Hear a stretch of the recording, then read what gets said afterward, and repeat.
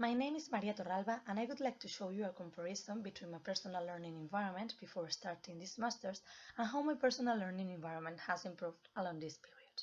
First of all, I would like to comment some important aspects about personal learning environment in general, such as its definition, benefits, drawbacks, and so on and so forth. According to Adela Castañeda, a personal learning environment is a set of tools, sources of information, connections, and activities that each person uses on their daily basis to learn. As everything, the use of personal learning environment has advantages and disadvantages. Chávez Barboza and Sola Martinez emphasized some benefits. Its huge flexibility and ease of use, the possibilities of personalization and adaptation, the access it provides to unlimited Web 2.0 tools, the fact that facilitate collaborative work and social relations. On the other hand, Cabero pinpointed as a drawback the strong conceptual and technological preparation required in teachers and students to put personal learning environment into practice. According to Adela Castañeda, a personal learning environment consists of tools, mechanisms, and activities to read, tools, mechanisms, and activities to do and reflect doing, and last but not least, tools, mechanisms, and activities to share and reflect in community. Now that everything has been clarified, I will show you how my personal learning environment has changed due to student masters. Before starting, this was my personal learning environment. As you can see, it wasn't very developed, and I used what everybody uses, the most common tools as Google Scholar, Blogger, or WordPress for reading, researching, and extracting information.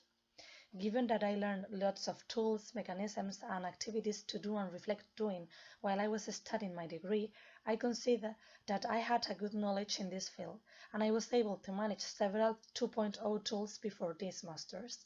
Finally, referring to tools, mechanisms, and activities to share and reflect in community, it's undeniably true that I knew about their existence, but I didn't take full advantage of them.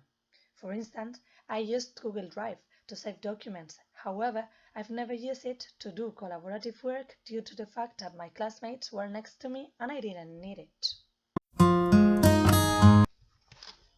After these 7 months taking part in this master's, I can affirm that my personal learning environment has suffered an important change, as you can see in this graphic. Above all, in the reading category, because now I know lots of different sites where I can find valuable information and they allow me to be updated. Regarding the second category, about doing and reflect doing, although I've learned how to do an infographic with Canvas, a mind map through Google, or a visual presentation with emails, I think it is the category where I've noticed the less improvement. By contrast, I've learned a lot of different tools, mechanisms, and activities to work online collaboratively, such as Google Drive, forums in Moodle platform, and I've known many different tools to carry out a video conference due to the online modality of this master's.